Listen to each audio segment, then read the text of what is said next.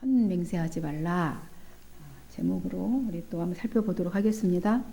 지난 시간에 절기와 제물에 대해 생각해 보았습니다. 절기를 주신 까닭은 하나님의 백성들이 가나안 땅에 들어가서 살 때 온전히 신앙을 유지해 나갈 수 있는 하나님의 기억 시스템이라고 그랬죠. 1년 동안에 돌아가는 이 절기들을 통해서 하나님을 기억하라. 그러니까 하나님 기억 시스템, 내가 만든 용어죠. 하나님 기억 시스템이에요. 이 절기는 그렇게 운영토록 하기 위해서 절기를 주셨다. 이렇게 말씀하셨죠. 이제 절기의 의미를 이제 마음에 새기고 오늘은 하나님께 대한 약속인 이 서원에 대해 살펴보도록 하겠습니다. 사람은 하나님과 관계뿐만 아니라, 그죠? 하나님은 사람과 하나님과의 관계뿐만 아니라 다른 사람과의 관계에도 우리는 약속으로 맺어졌죠. 약속에 의하여 맺어져 가지요. 그죠? 그래서 약속에 의해서 인간 관계도 하나님에 대한 관계도 이렇게 맺어져 가는 것을 볼 수 있지요. 결혼할 때에도 하나님과 사람 앞에서 죽을 때까지 사랑하고 도우며 살아가겠다고 이렇게 굳게 서약을 합니다. 그렇죠? 그리고 학교에 입학할 때도 내가 학칙을 지키겠습니다 라는 서약을 이렇게 선서하고 이렇게 하잖아요. 직장에 취직할 때도 마찬가지죠. 사교를 잘 지키겠다고 서약을 하고 입사를 하게 됩니다. 그러니까 우리 미국 같은 나라에서는 그죠? 국회에 당선이 되면 어디에 놓고 성경에 손을 얹고 성경의 뜻대로 하나님의 말씀대로 정치를 하겠다, 이런 행정을 펼쳐나가겠다 이렇게 서약을 합니다. 성경을 얹혀놓고 손에 얹고. 이에도 개인적인 만남을 할 때도 사전에 그죠? 시간과 약속, 우리 언제 어디서 몇 시에 이렇게 만나자, 어느 곳에서 장소를 정하고 그렇게 약속을 하지요. 약속은 아주 굉장히 중요하죠. 이 약속들이 지켜지지 않을 때는 피차 간에 문제가 발생하죠. 그죠? 약속 안 지키는 사람 저 개인적으로는 아주 싫어합니다. 그죠? 피차 간에 문제가 발생하고 서로 불편해져요. 관계도 불편해지게 되는 것을 보게 됩니다. 따라서 약속은 아주 신중해야 하고, 말씀에 집중해 주세요. 약속은 신중하게 해야 하고 약속을 했으면 반드시 지켜야 하는 것입니다. 또 어떤 사람은 농담으로라도 약속은 떼기 위해서 있다. 그건 말이 안 되죠. 약속을 했으면 반드시 지켜야 할 의무가 있는 것입니다. 그래서 하나님은 따라서 약속은 신중해야 하고 약속을 했으면 반드시 지키라 말씀하시는 것이죠. 그래서 본문은 서원이나 서약은 하나님께 대한 약속이므로 반드시 실천해야 하며, 실천하지 않는 건 뭘로 간주한다? 죄로 간주된다 합니다. 그렇지만 오늘 말씀을 또 보니까 예외의 경우도 있다. 무효화시킬 수 있는 길도 있다. 오늘 그 길을 말씀해 주십니다. 그렇게 길을 내주시죠. 이 서약과 서원하고 서약 어떤 차이가 있을까요? 약간 다르죠? 서약 약간 다르죠. 서원은 어떤 조건적인 성격이 있지요. 서원. 만약 어떻게 이렇게 나한테 이렇게 해 주시면 내가 이렇게 하겠습니다. 이건 서원이에요. 하나님께서 내게 한나가 약속 아들을 주시면 내가 이 아들을 하나님께 바치겠습니다. 내가 이 아들을 내게 주시면 평생 삭도를 대지 않고 나시린으로 키우겠습니다. 이게 서원이에요. 서원하는 겁니다. 조건적인 성격이 좀 있어요. 그리고 서약은 뭐냐면 맹세의 성격하고 좀 같습니다. 쉽게 얘기하면 내가 하나님의 이름을 걸고 이 일을 하겠다. 이건 서약인 것이죠. 내가 하나님의 맹세, 내가 내 주먹을 걸고 명세 막 이렇게 하잖아요. 남자들은 또 그죠? 믿음이 없는 사람들은 내 어머니 이름을 걸고 막 이렇게 합니다. 이게 서약이죠. 이 서원과 서약에 대한 규례는요, 레위기에서 한번 이렇게 우리가 살펴보았죠. 그런 기억이 있지요. 아주 먼 옛날. 서원은 그래서 사람과 사람 사이에 하는 것이 아니고 누구와? 하나님과 약속할 때만 하는 것이 서원이죠. 성급하게 해서 지키지 못하면 이제 죄로 간주되는 것입니다.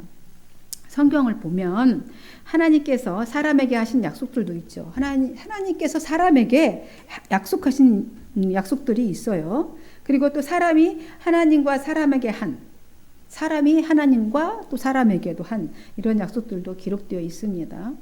먼저 하나님이 사람을 향하여 약속했던 것, 사람을 향하여 수많은 약속들을 주셨는데 그 약속들이 있어요. 첫째, 가장 먼저는 선악과, 그죠? 에덴 동산에서 하나님이 어떻게 했어요? 생명나무와 선악을 알게 하는 나무를 가운데 동산에 놓고서 만약에 이 생명나무 열매를 따먹지만 선악을 알게 하는 이 과실을 따먹으면 어떻게 해요? 죽는다. 생명나무를 따먹으면 살고, 그러니까 선악과를 따먹으면 죽는다. 이런 약속을, 관계를 맺으시면서 명령하시면서 약속을 관계를 맺으셨습니다. 사람을 향해서 약속하셨어요. 살게 해주겠다. 생명나무를 줘서 너 영원히 살겠다. 그 다음에 선악과를 먹으면 너는 죽으리라. 약속하셨습니다. 반드시 약속하셨어요. 그리고 노아 홍수 이후에 또 하나님이 약속하셨죠. 뭘로 약속하셨죠? 무지개 구름 속에 두셨어요. 구름 속에 두신 것도 뭐에 대한 약속입니까? 내가 물로 다시는 세상을 심판하지 아니하겠다 하는 이 세상과 하나님과 사람과의 약속이, 하나님께서 약속해 주신 사인이 무지개지요. 약속의 증거로 주셨습니다. 뿐만 아니라 이제 아브라함에게도 약속을 하셨죠. 하나님이 사람에게 내가 너로 큰 민족을 이루고 내게 복을 주어 내 이름을 창대케 하리니 네가 복의 근원이 될지라. 너를 축복하는 자는 내가 축복하고 내가 너를 저주하는 자에게는 내가 저주하리니 땅의 모든 족속이 너로 인하여 복을 얻을 것이니라. 이렇게 약속하셨어요. 이외에도 이삭, 또 야곱, 또 모세를 비롯한 이 선지자들과 하나님의 종들을 통하여서도 수많은 축복들을 약속해 주셨습니다. 하나님이 사람과 약속하신 거죠. 그러나 이 모든 약속의 축복은 하나님의 명령과 법도를 준행하고 그 의무를 다 성실히 이행했을 때 받을 수 있는 것입니다. 하나님이 사람에게 하신 약속들에 반드시 해주겠다고 약속했습니다. 그러니 우리도 반드시 그 약속을 지키도록 그 말씀에 따라 살아야 되는 것이죠. 그리고 사람이 하나님과 사람에게 한 약속이 있어요. 사람이 하나님과 사람에게 약속한 것들이 있죠. 아브라함이 이제 이삭의 아내 리브가를 구할 때 아브라함이 종에게 엘리에셀에게 이삭의 신부를 구하러 가면서 아브라함이 그 자기 환도뼈 밑에 손을 넣으라고 하죠. 엘리에셀 종에게. 그러면서 이방 여인 아닌 친족 중에서 구하도록 맹세의 기도를 합니다. 맹세의 기도를 해주고 떠나보내지요. 신부감을 구하도록. 하나님의 이 맹세의 기도에 하나님이 응답하셨어요. 하나님께 맹세하고 또 아브라함이 사람에게도 맹세하는 그 기도에 또 응답해 주시고 순적히 친족의 딸 리브가를 만나게 해 주셨습니다. 또 창세기 18장에 보면 또 누가 나오죠? 야곱이 나오죠. 야곱. 창세기 18장 하면 딱 야곱. 베델에서 돌베개 베고 잔 야곱 이야기죠. 돌베개를 베고 자다가 꿈속에서 하나님을 만나죠. 그래서 깨어나서 우리가 보니까 환상 중에 이렇게 깨어나서 서원을 하죠. 내가 평안히 아비 집으로 돌아가게 되면 이곳에 내가 하나님을 만난 그곳에 하나님의 전을 세우겠다. 야곱이 그렇게 약속을 합니다. 하나님 앞에 하나님의 전을 세우고 내가 11조를 하나님 앞에 드리겠나이다. 이렇게 합니다. 이게 하나님께 대한 약속이죠. 사람이 하나님과 또 사람에게 나름대로 약속한 서원입니다. 또한 이 가정의 비극을 가져오는 그런 서원도 있어요. 그러니까 함부로 하면 안 되겠죠. 가정의 비극을 가져온 서원도 있습니다. 바로 입다의 서원이죠. 입다는 만약에 하나님께서 전쟁에서 암몬 자손과 싸우고 이제 싸우려고 나가기 전에 하나님께 기도하면서 그렇게 하나님 앞에 서원을 했어요. 내가 암몬 자손과 지금 싸우러 전쟁터로 나갑니다. 하나님께서 만일 이 전쟁에서 나를 이기게 하시오면 내가 나를 가장 먼저 영접하는 내 집에서 가장 먼저 저를 영접하는 그를 하나님께 번제로 드리겠나이다. 이렇게 딱 서원을 했어요. 근데 누가 나왔죠? 애석하게도 무남 동녀인 딸이 소고를 치면서 그 승전을, 아빠 얼마나 사랑받았겠습니까? 아빠가 승전하고 돌아온 걸 축하하기 위해서 소고 들고 춤추며 맨 먼저 입다를 환영했습니다. 영접했습니다. 이거 정말 가정에 이보다 더 큰 비극이 어디 있습니까? 한 번 입 밖으로 나왔으므로 돌이키지 못합니다. 결국 입다는 자손이 끊겨요. 무남 동녀 외딸 어떻게 바쳤는지는 모르겠지만 어쨌든 자손이 끊기고 마는 가정의 비극을 초래하고 말았습니다. 서원은 함부로 남발해서도 또 가볍게 해서도 안 됩니다. 그래서 목회자는 한번 자기 입에서 나오는 거는 해야 되는 거예요. 함부로 얘기해서도 안 되는 거죠. 무겁습니다. 경솔하게 맹세했다가 엄청난 죄악을 저지르게 된 사람이 또 신약에도 나오죠. 누구죠? 헤롯이라고나 할까요? 헤롯이죠. 자기 생일에 헤로디아의 딸 살로메에게 네가 뭘 원하느냐? 내가 원한다면 나라의 절반이라도 주겠다. 이렇게 약속을 해줘. 그랬다가 이제 어쩔 수 없이 세례 요한의 목을 베어야 하는 그런 비극을 초래했습니다. 그러니까 기분에 따라 즉흥적으로 그 자리에 흥을 돋구기 위해서 한 그 경솔한 그 맹세가 엄청난 비극을 불러온 것이죠. 여러분, 사람이 서원을 하는 것은 하나님을 믿기 때문에 하는 거잖아요. 그죠? 믿기 때문에 하는 거잖아요. 안 믿는데 서원합니까? 하나님의 이름을 걸고. 따라서 서원은 하나님에 대한 깊은 신앙이 깔려 있는 것, 신앙심에서 나오는 겁니다. 그래서 사무엘상 1장에 보면 한나의 또 서원도 우리가 너무나 잘 알죠. 자신이 아이를 낳지 못하는 것은 여호와께서 자기를 임신하지 못하게 하셨다, 이렇게 말합니다. 그러면서 아이를 주시면 나시린으로 온전히 하나님께 바치겠다고 서원기도 했습니다. 그러니까 이를 하나님이 응답해 주셨어요. 응답해 주시고 이 서원을 또 남편 엘가나 또 인정해 주었죠. 그래서 아기 사무엘은 하나님의 성전에서 나시린으로 자라게 됩니다. 이로 인해서 사무엘은 시대를 바꾸는 인물로 쓰임 받게 됩니다. 하나님의 큰 일꾼, 평생을 하나님께 드리는 아주 시대를 바꾸는 역사적인 인물이 되지요. 하나님의 뜻에 합당한 서원은 이렇게 하나님이 받으시고 이루십니다. 아무튼 누구든지 하나님께 대하여 어떤 일을 내가 하겠다 하고 맹세한 사람은 반드시 그것을 지켜야 한다는 것, 그것이 기본적인 규칙이고 반드시 이행하라는 것이 또 오늘 말씀입니다. 그렇죠? 이번에 2절이잖아요. 2절에 사람이 여호와께 서원하였거나 결심하고 서약하였으면 깨뜨리지 말고 그가 입으로 말한 대로 다 이행할 것이니라 이랬어요. 그러니까 기본적인 규칙은 반드시 이행하라는 것입니다.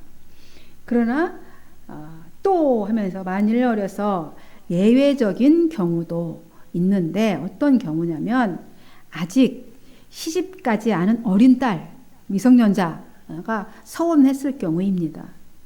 그러니까 아버지가 이제 어린 딸이 그 어린 마음에 자기가 이렇게 하겠습니다. 이렇게 했어요. 서원을 했는데 아버지가 그 말을 들었는데 그 아버지가 그냥 그 말을 듣고 그래 그럼 네가 그렇게 결심했으면 그대로 아무 말이 없어. 그럼 그대로 자기가 말한 대로 다 지켜야 합니다. 하지만 들었는데 이 어린 딸이니까 어떤 분별력이 별로 없잖아요. 그러니까 미성년자니까 너무 실현 가능성이 없는 것을 서원을 했어. 아빠가 들었는데 그렇게 판단되었을 경우에는 안 된다. 그거는 네가 지킬 수 없는 서원이다. 그 지켰다가는 네 평생이 아작난다. 만약에 그런 서원을 했다고 치면 이 어린 딸의 서원은 지키지 않아도 된다. 주님이 말씀하시는 거예요. 하나님도 상관 안 하시겠다는 거예요. 그 서원이 어린 딸이 철부지가 판단력 없어서 그렇게 했던 서원은 내가 상관 안 하겠다.